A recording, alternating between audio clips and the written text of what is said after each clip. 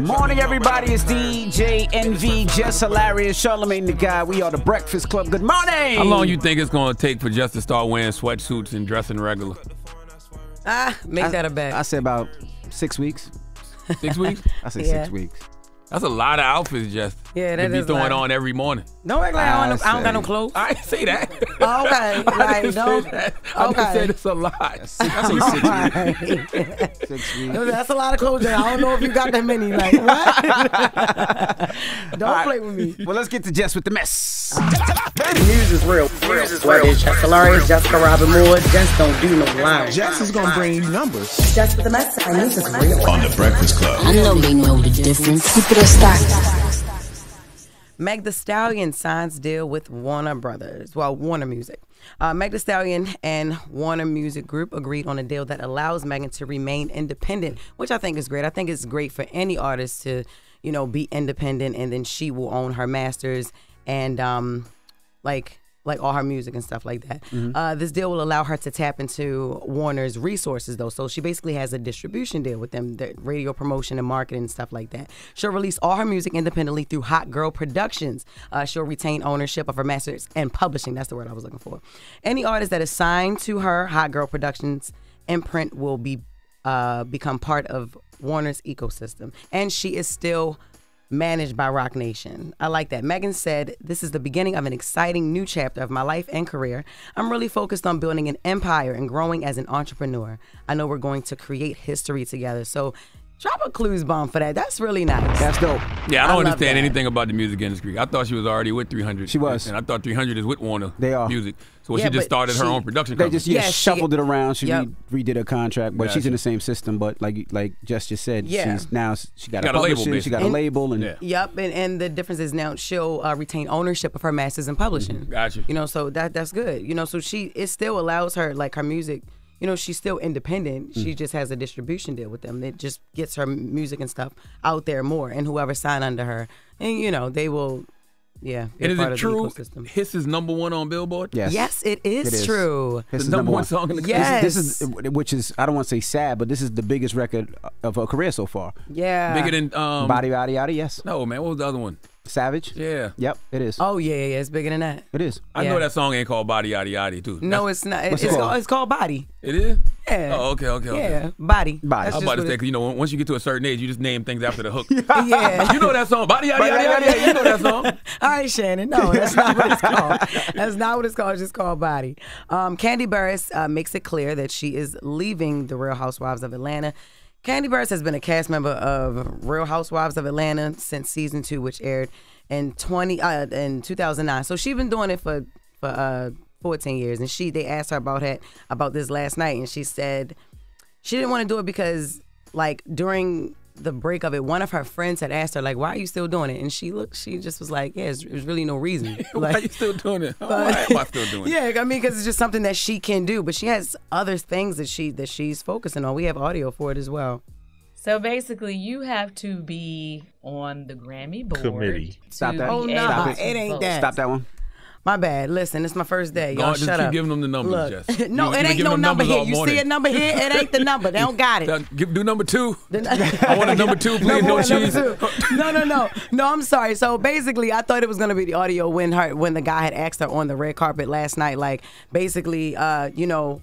Who was it, Jason Lee? Yeah, I think it was Jason Lee. Oh, it was Jason. Okay, I'm sorry. Dang. I don't think we have the audio of that, though. Yeah, No, but we don't have it's the audio. fine. He had pretty much asked her, like, why, and you know, ran down her accolades and all this other stuff that she has going on, and she just was like, yeah, she's focusing on other things, and it's just kind of like a boring job for her at this moment. I mean, it's no drama that we haven't heard since, you know, like, that we haven't heard about. So it's just gonna be her repeating, like, storylines and stuff. So she don't want to. They don't have your audio though, Jess. It don't matter. I don't think it was audio for that. It wasn't audio for that. It was audio for this right here. But let me get to this. So to our point earlier, we was talking about Grammy voting process, and Kandi was actually on the board before. A video resurfaced of Kandi Burruss discussing the voting process for the Grammy. She spoke on it during an interview on Big Facts podcast, hosted by Big Bank and DJ Scream.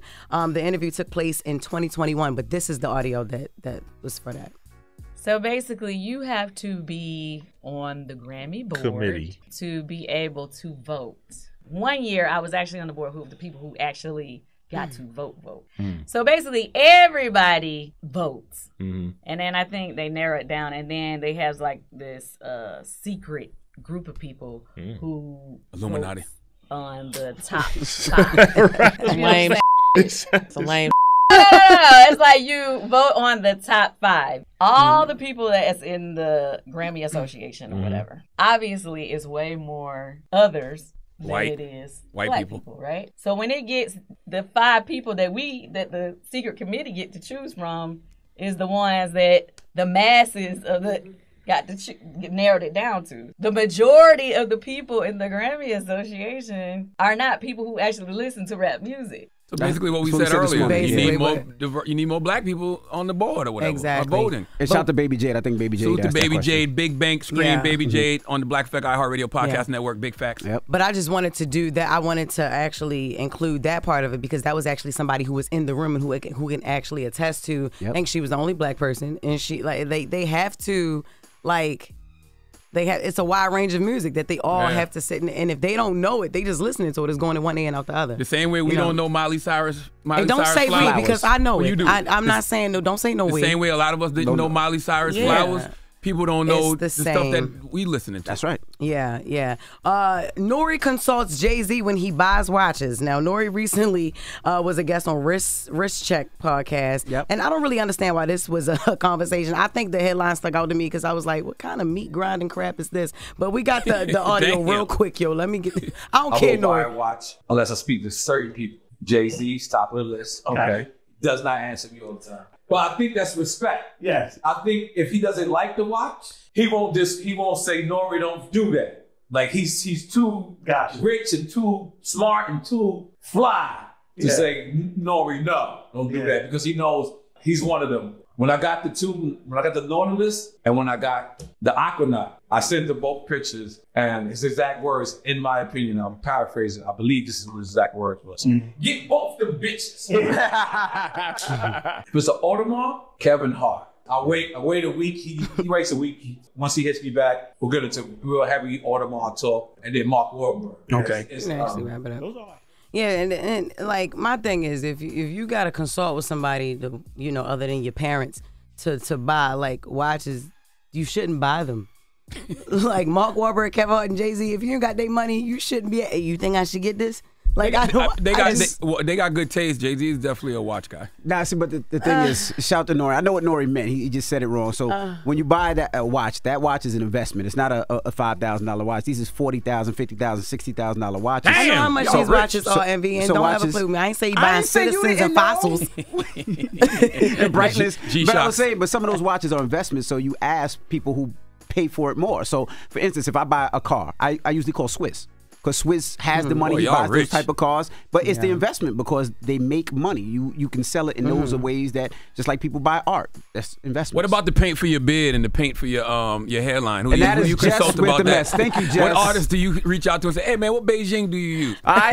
Rick Ross. I don't want to talk about it. It's enough. That's enough. Which one you use, Rick? All right, Charles. I was going to start naming people like that way, but I ain't going to do that to them. All right. Up next is the People's Choice Mix. It's I hate y'all. It's the Breakfast Club. Good morning. Wake that ass up. In the morning. The Breakfast Club.